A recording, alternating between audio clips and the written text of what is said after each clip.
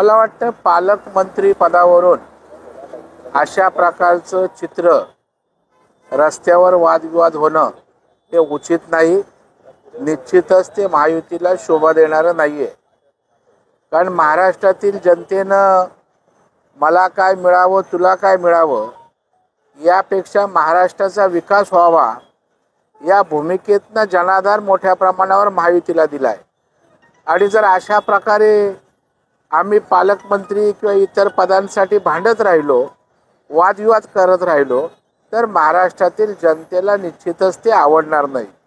आपल्याला जे काय हवंय, जे काय म्हणणं आहे ते पक्षाच्या चौकटीत सांगू शकतो, महायुतीच्या नेत्यांमध्ये चर्चा होऊ शकते. पण एवढं हमरीतुमरीवर रस्त्यावर उतरून पालकमंत्री म्हणजे आपल्या जीवन मरणाचा अंतिम विषय आहे. मला वाटतं पालकमंत्री